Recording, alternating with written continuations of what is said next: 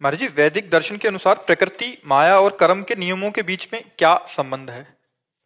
प्रकृति के 3 गुण हैं, सतोगुण, रजोगुण, तमोगुण। आपको पता है? उसी माया को प्रकृति कहते हैं, प्रकृति को ही माया कहते हैं। भगवान की जो रचनात्मक शक्ति है उसी को प्रकृति कहते हैं। भगवान की कृति है, ये भगवान की रचना है, जानते ना?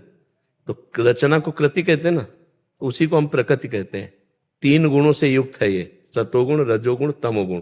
और इससे प्रेरित होकर के जो होते हैं उन्हें कर्म कहते हैं। जो भगवान की इच्छा शक्ति है और जो भगवान की रचना शक्ति है उसको प्रकृति कहते हैं। और भगवान ने 3 पावर उसमें दिए हैं, एक सात्विक, एक राजसिक, एक तामसिक। एक सृजन, एक पालन, एक संहार। और इससे प्रेरित होकर जो कर्म होते हैं उन्हीं को कर्म कहा जाता है। इससे प्रेरित होकर जो क्रियाएं होती हैं उन्हें कर्म कहते हैं। समझ गए? जी महाराज जी, जैसे माया का जो रूप है, नहीं है, कोई रूप नहीं। माँ माने नहीं, अमाने जो है ही नहीं। तो माया को फिर शास्त्रों में बुरा क्यों बताया गया? बुरा कभी नहीं कहा गया, भगवान की अर्धांगिनी शक्ति है। आप देखो, अभी शास्त्रों का आपको ज्ञान ही नहीं पूरा।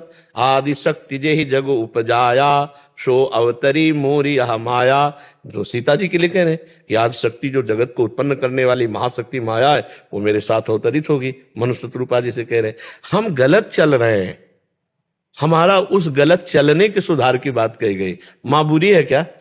महामाया जगदम्बा है कहा गया है नहीं? देवी को महामाया कहा गया तो हमारी अम्मा है ना। अब अम्मा को हम गलत दृष्टि से देखें तो थप्पड़ खाएंगे कि नहीं खाएंगे? तो बस यही हमारी गलती है, हमको अपनी गलती सुधारने को कहा गया है। माया बुरी क्या है हमें बताओ? ये माया है, ये माया है, ये माया है, ये माया है, ये माया है। गो गोचरु जहां लघु मनु जाई, सो सब माया जानहु भाई।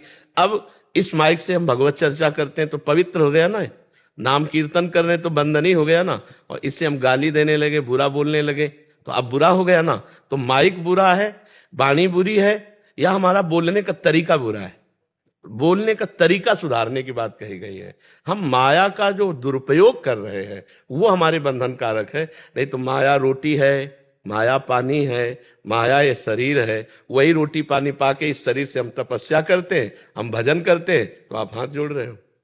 हम जो बुरा प्रयोग है हमारा वो बुरा है। हमारे में बल दिया है, हम किसी को बचा सकते हैं, किसी की सेवा कर सकते हैं, किसी का सहयोग कर सकते हैं। अब हम किसी का शोषण कर सकते हैं, किसी को मार सकते हैं, किसी को दुख दे सकते हैं। अब इसमें हमारे विचार गलत है या माया गलत है? विचार। तो हमको विचार शुद्ध करने की बातें शास्त्रों में मिली है। कहीं भी माया बुरी कही गई तो हमें बताओ कि ये माया बुरी है। मान लो हमारी बहन है तो बहन है और दूसरे की बहन है तो हम माया कह देंगे उसे क्या? स्त्री माया नहीं है। तुम्हारे विचार में जो बैठ गई है दुर्गंध, जो दुर्विचार, उनको त्याग दो। तो अपनी बहन तो पास खेले बैठे, हमें क्या बुरा लगे? विषय वस्तु के संदर्भ में कह रहा था, सांसारिक जो विषय वस्तु वो भी एक माया का रूप है। हाँ, कौन सा विषय? जहर है, पहले हमारी सोच। जहर है, मारता है ना, लेकिन जहर को जब डॉक्टर शोधते हैं ना तो जीवन बचाने का काम करता है ना। ऐसे क्यों मरो जहर खा के? वही जहर जीवन देता है जब डॉक्टर से शोध के। कुछ बुरा नहीं बचा। हर चीज की बहुत आवश्यकता है, हर चीज की आवश्यकता है। आप कौन सी ऐसी क्रिया, कौन सी ऐसी, उस पे आप बिंदु पे रखो, हम आपको बताते हैं गलत क्या है। ऐसे रखो। जहर से ज्यादा बुरा क्या चीज होती है? लेकिन जहर जीवन बचाने के काम में आता है। ऐसे ऐसे इंजेक्शन जो जहर के इंजेक्शन दे जीवन बच जाएगा। ऐसे बच्चा भगवान ने सारी चीज सदुपयोग के लिए बनाई। हम जो दुरुपयोग मानव होकर के कर रहे हैं यही खतरनाक बात है।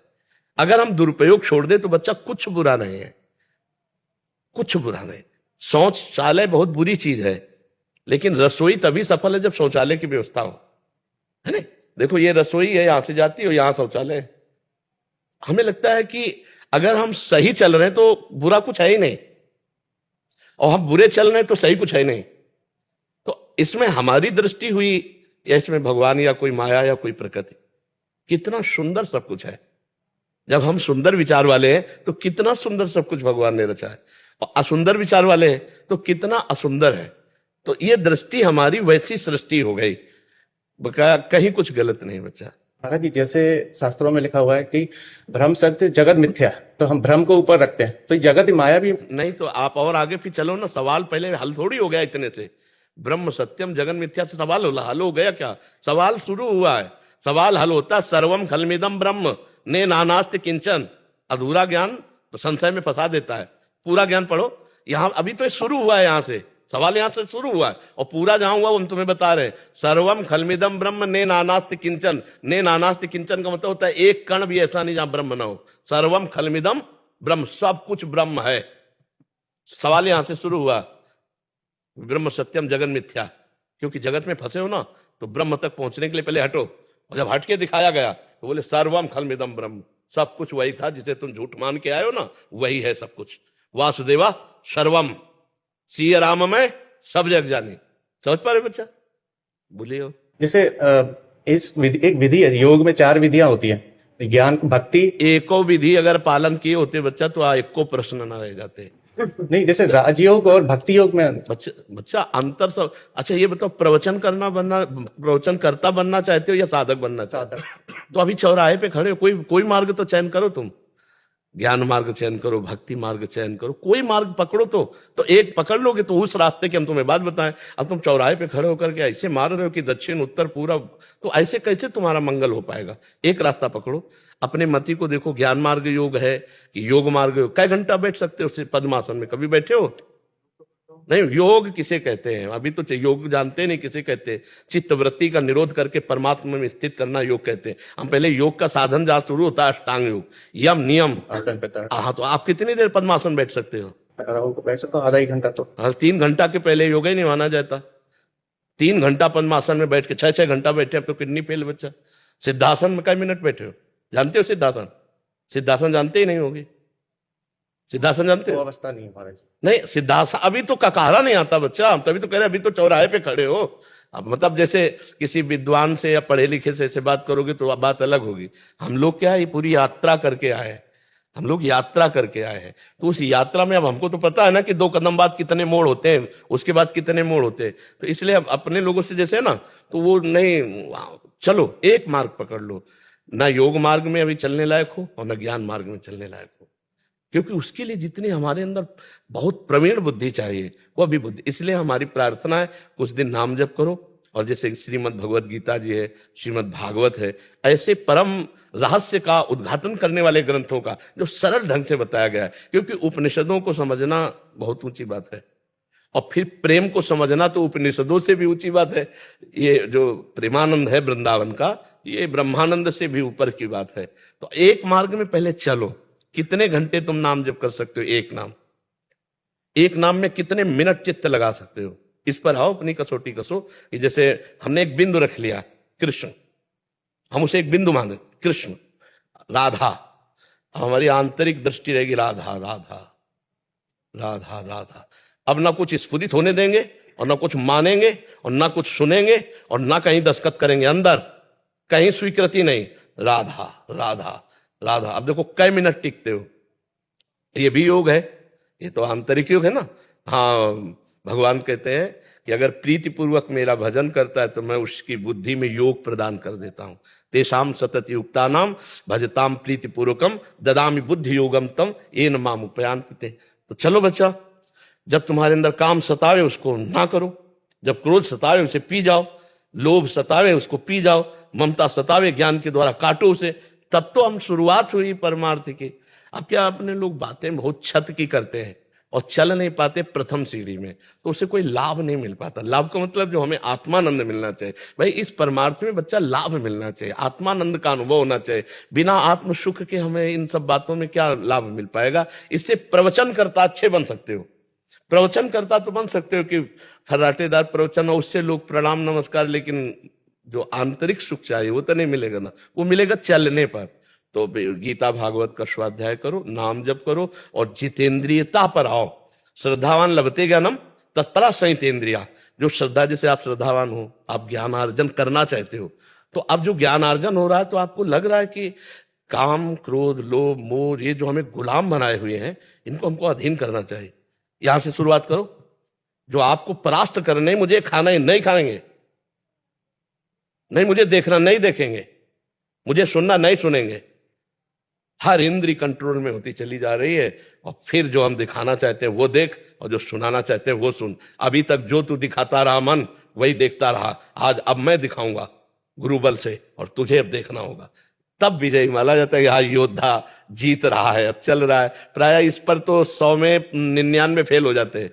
कोई एक पास होता है कि जो इस पर, तभी वो सच्चा ज्ञानी माना जाता है। प्रवचन करता तो लाखों मिल जाएंगे आपको, लेकिन आंतरिक स्थिति पर पहुंचना बहुत कठिन है बच्चा।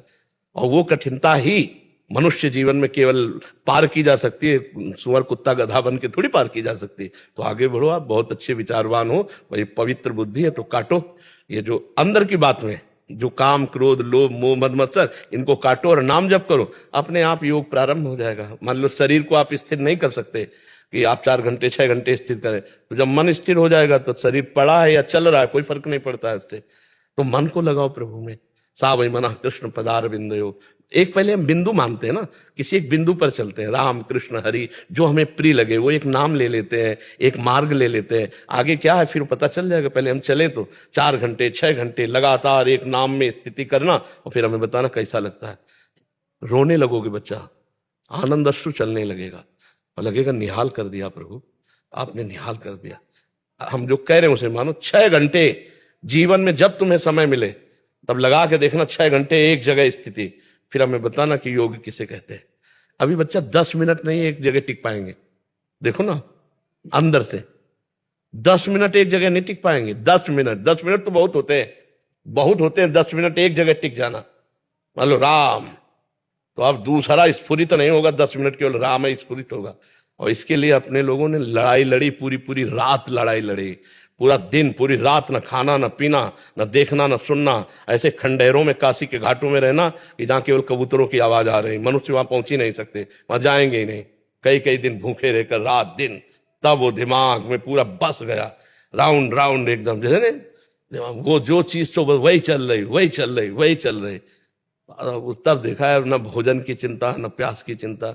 काशी तो अन्य क्षेत्र है, एक से एक मारवाड़ी क्षेत्र, चाहे हलवा खाओ चाहे रबड़ी खाओ बटरई खाओ, कभी घाट छोड़ करके नहीं।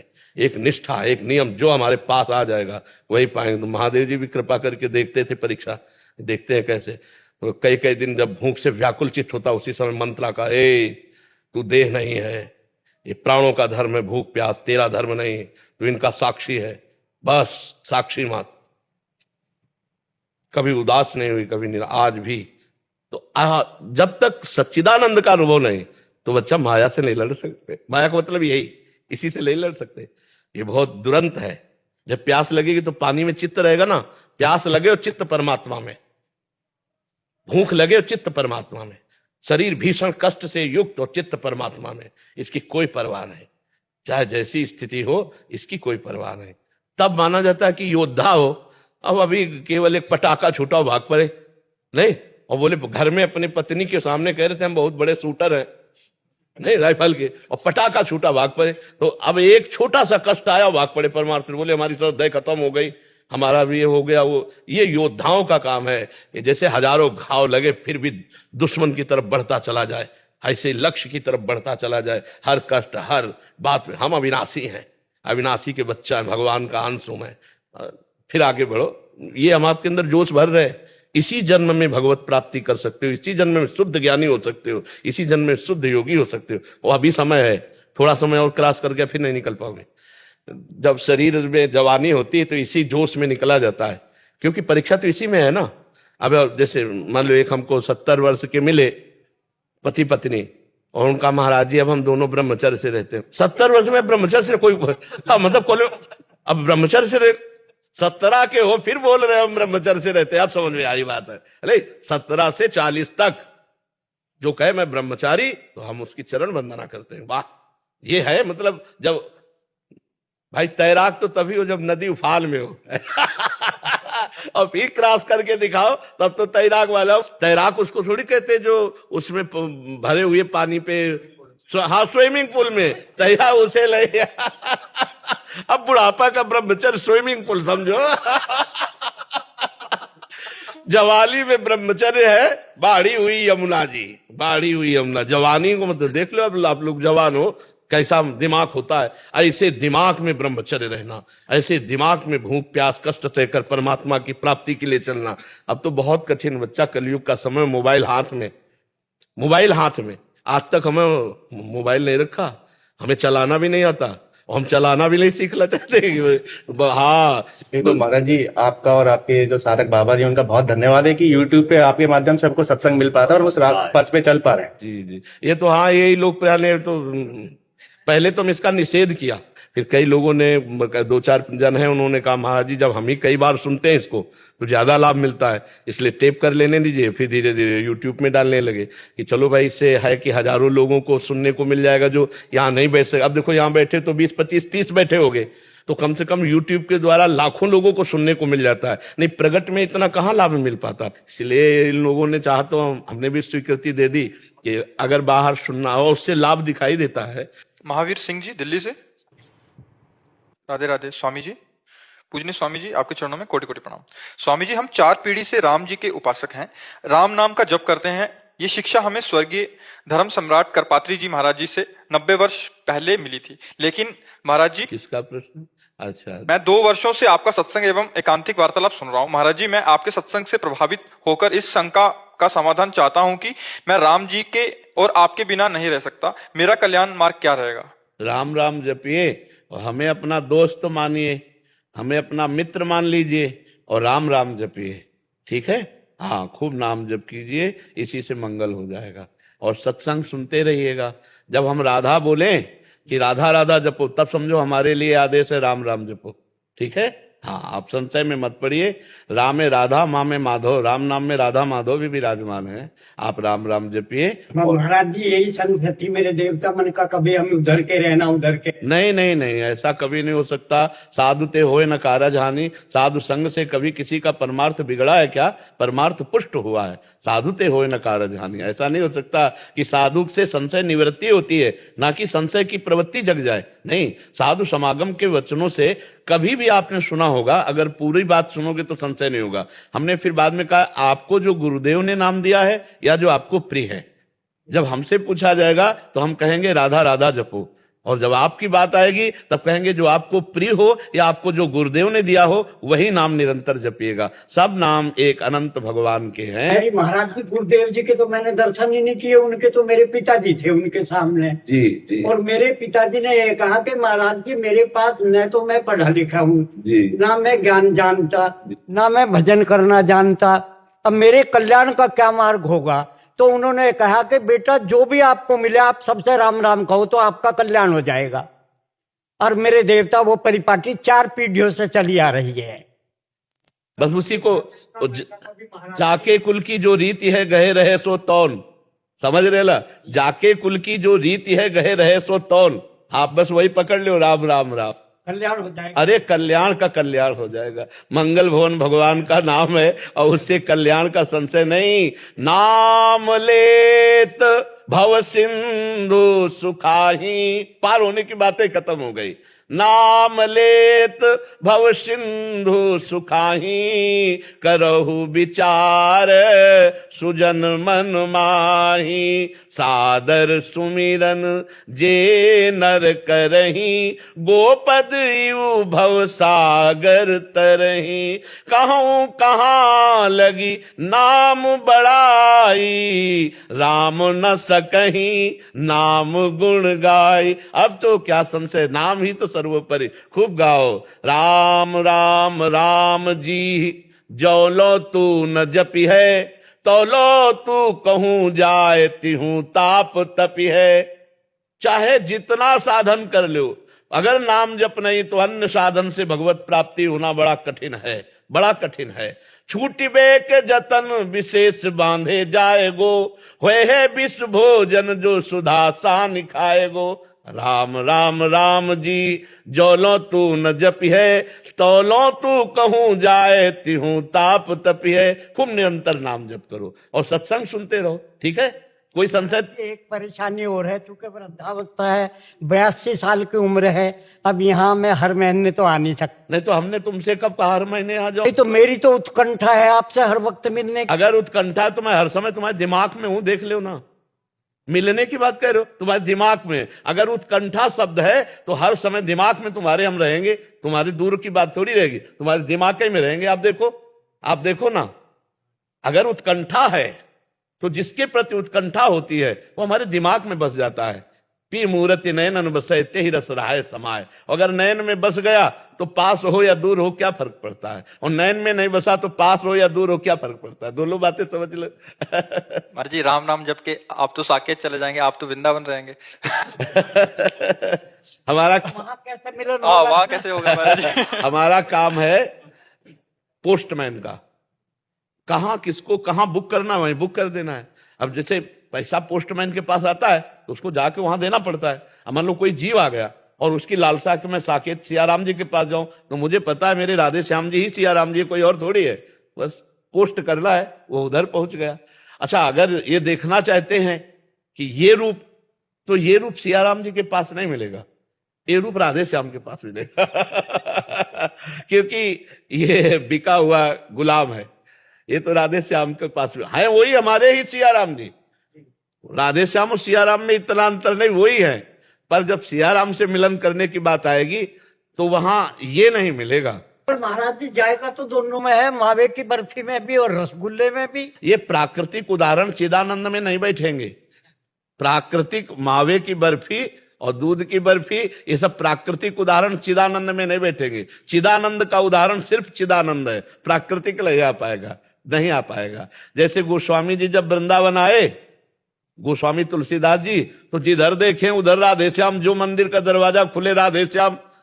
तो ऐसे प्रणाम करके पंचांग, और बोले साष्टांग तो नहीं करेंगे, साष्टांग तो तब करेंगे जब आप मुरली हटाकर सारंग धनुष लेंगे और ये चंद्रिका हटाकर सियाजू रूप प्रियाजू बनेंगी।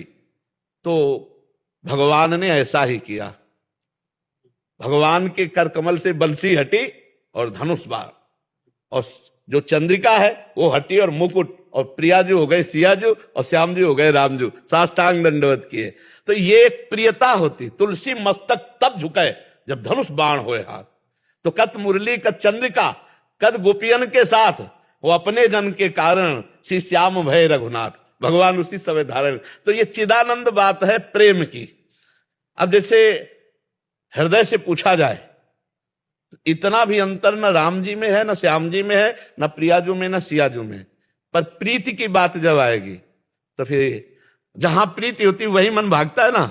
हाँ, नहीं, ये प्रियता का है तो वही हमारे प्रभु, हमारे ही प्रभु सियाराम। पर प्रियता जहां आती है तो फिर वही, ये तो प्रियता का देश है, वही राम है, वही श्याम है। लेकिन जब प्रीति हो गई, तुलसीदास जी के गुरु भाई थे नंददास जी, और नंददास जी श्याम जी के उपासक वल्लभाचार्य जी महाराज है ना, तो जो श्रीनाथ जी हैं उनके आसक्त हो गए श्रीनाथ जी के। तो तुलसीदास जी ने लिखा, हमारे राम जी में क्या कमी थी जो तुमने श्याम जी। बोले कमी की बात ले, उसने मुरली बजा के हमारा चित्त चुरा लिया है, हमारा चित्त। और बोले गुरु जी ने भी तो नाम रखा था नंददास, तो नंददास तो नंद के लाड़ले ने हमारे चित्त को चुरा लिया। नंददास जी गोस्वामी तुलसीदास जी के गुरु भाई थे और श्री नाथ जी को पद सुनाते थे। अष्ट आचार्यों में वो एक आचार्य है नंददास जी। जैसे कुंभनदास जी, सूरदास जी, ऐसे गोविंद स्वामी जी, छीत स्वामी जी, ऐसे श्री नंददास जी। तो खूब प्रीति करो, जब तक जीवन है खूब नाम जप करो और सत्संग सुनते रहो, बढ़िया आनंद रहेगा। और साकेत में जब जाओगे तो वहां सियाराम जी, हनुमान जी, लक्ष्मण जी, ये सब परिकर मिलेगा। हाँ, अब हमारी खोज करोगे तो वहां नहीं मिलेगा फिर। आप यहाँ तो मिल जाओगे जी, यहाँ तो मिल ही रहेगा। तो बस यहीं से संतोष कर लो। महाराज जी आप दोनों कवि हैं महाराज जी, तो दो पंक्तियां आपके लिए लिख के लाए थे और आपको सुनाना चाहते थे। राधे राधे महाराज जी, कुछ भाव सुमन लेकर आए हैं। और एक सपना था, और मेरी से ज्यादा मेरी पत्नी ने मुझसे कहा जाओ दर्शन करो, मिल के आओ। और आपको जब सुना बस भाव सुमन सर स्वीकार कर लीजिए।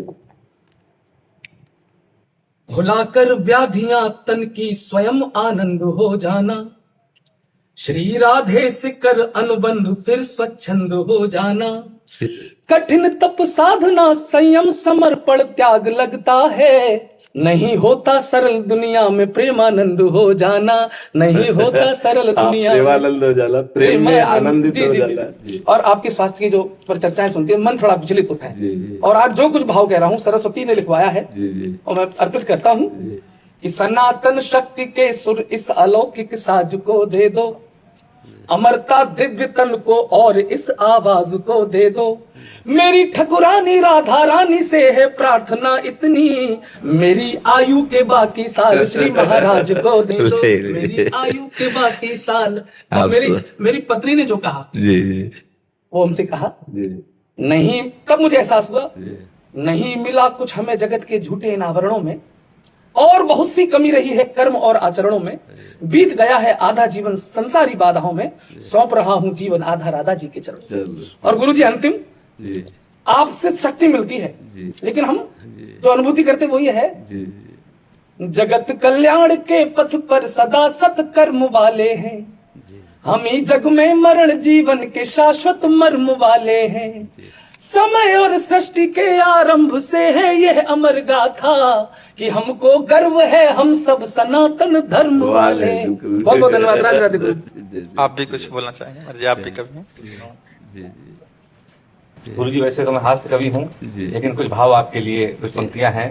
जी। कुछ मुक्तक ढूंढेंगे, कुछ छंद ढूंढेंगे, जीवन का जो सच्चा है वो आनंद ढूंढेंगे, जिस्म की मोहब्बत में जो सब कुछ उजाड़ चुके हैं वो आज नहीं तो कल प्रेमानंद ढूंढेंगे। बहुत अच्छे, बहुत अच्छे। चार पंक्तियां गुरु जी और है। हमारे दिल में मिलने का अरमान बहुत है, आपका दुनिया में सम्मान बहुत है, सोते हुए लोगों को जगाया आपने, सनातन पे आपका एहसान बहुत है। और गुरु जी चूंकि हास्य कवि हूँ तो कुछ हास्य की एक छोटी सी कविताएं हैं। सपने में तो कल ही मैं आपके दर्शन कर चुका हूँ और मेरा जीवन बदल गया है। कुछ पंक्तियां हैं।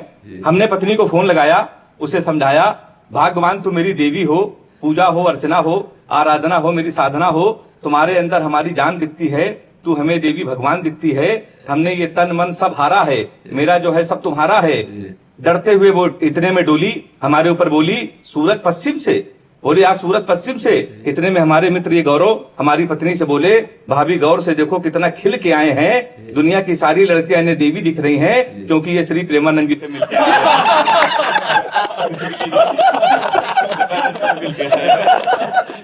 और गुरु जी चलते चलते आपसे आशीर्वाद लेना चाहता हूँ चार पंक्तियों में कि मुंबई भी चमके ठाणे भी चमके, मुंबई भी चमके ठाणे भी चमके, दिल्ली के संग संग हरियाणा भी चमके। गुरु जी बस इतना आशीर्वाद दे दो हमें, यहाँ से जाऊं तो ये